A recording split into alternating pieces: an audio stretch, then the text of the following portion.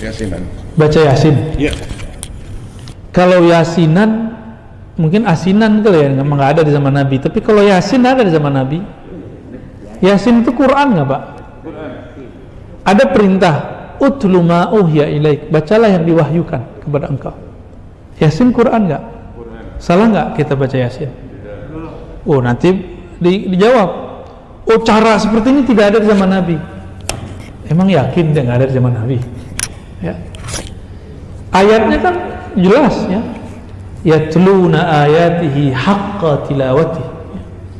Surah Al-Baqarah itu, mereka, kalimatnya mereka membaca ayatnya sebenar-benar membacanya. Kalimatnya pakai mereka, jamaah.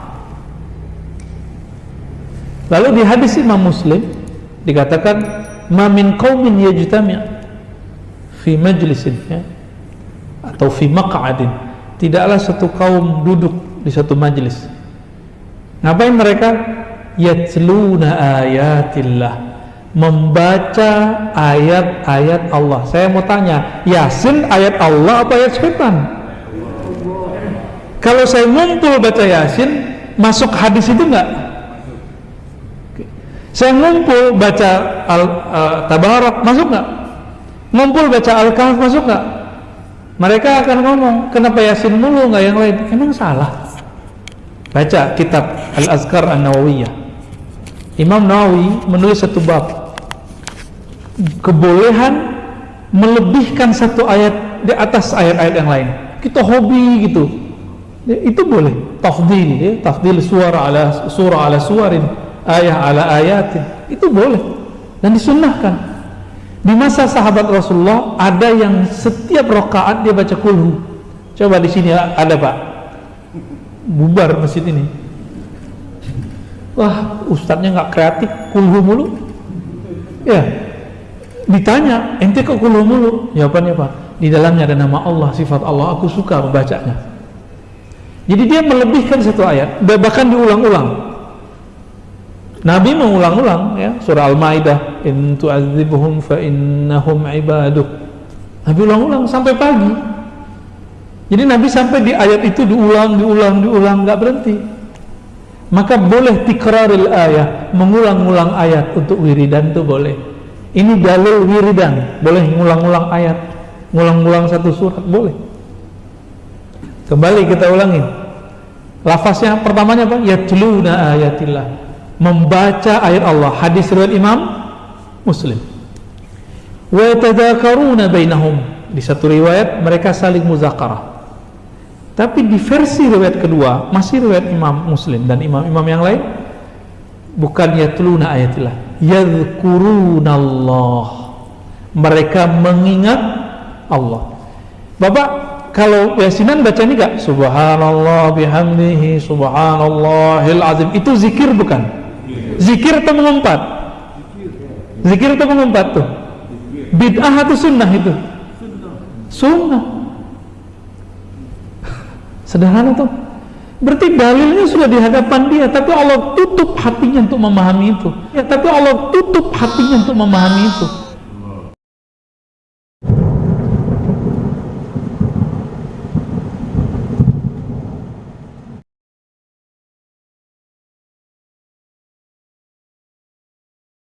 Ini merupakan satu adat istiadat yang cok kali cok. Kalau saya bisa katakan dengan kasar atau dengan bahasa yang agak sedikit vulgar gitu ya. Tapi kalau bahasa santunnya, ini adalah salah penerapan. Contoh, sama dengan surat Yusuf dikait-kaitkan dengan kehamilan. Itu kan gitu. Kan nggak nyambung. Ya, Nabi Yusuf tidak pernah hamil, kan gitu, kan ada. Dan Nabi Yusuf juga tidak pernah memiliki keterkaitan dengan soal soal kaitannya dengan prenatal, ya. Surat Yusuf dan Nabi Yusuf ketika itu murni menceritakan, ya, rona-rona kehidupan yang bertabur kesabaran. Dari sabarnya Nabi Yakub, kemudian dilanjutkan Nabi Yusuf, Kemudian bagaimana di sini ujian berat diterima oleh Nabi Yusuf dalam soal masalah pribadinya, keluarganya, tatanan politiknya, coba bayangkan, dan juga hubungan sosialnya, ya. Jadi nggak ada dikait-kaitkan juga Yasin dengan kematian. Ini sama statusnya Yusuf dikaitkan dengan kelahiran. Mungkin ingin gantengnya Ustaz kalau Nabi Yusuf barangkali. Ya, itu kan makanya yang saya katakan bahasa agak sedikit vulgar adalah cok gali cok, digali-gali cocok. Sehingga di sini seakan ada surat untuk kelahiran, ada surat untuk sunatan, ada surat untuk pernikahan, ada surat lagi untuk kehamilan, ada surat lagi untuk ulang tahun pernikahan, ada surat lagi nanti untuk kematian. Nah, ini kan pengaitan dengan budaya Jawa. Itu. Kita tidak ingkari bahwa ada Islamisasi di Jawa ini atau akulturasi di Jawa ini. Tetapi sampai detik ini saya belum menemukan riwayat bahwa di antara para wali itu melakukan yasinan untuk acara-acara tersebut. Nah, yang kedua, ayat ini kan ayat spektakuler untuk panduan kehidupan, bukan kematian. Bahkan secara umum Al-Quran itu dzalikal kitabu la raiba fihi hudan lil muttaqin kan gitu. Anehnya yang ketiga, di dalam surat Yasin itu sendiri, ayat-ayat terakhir Allah mengatakan apa? Liyunzira man kana hayyan wa yahiqqal qawlu 'alal kafirin. Coba bayangkan. Agar dengan Al-Quran ini Nabi Muhammad memberikan peringatan kepada orang yang hatinya hidup. Dan kehidupan hati itu karena adanya suatu manusia yang hidup di muka bumi ini.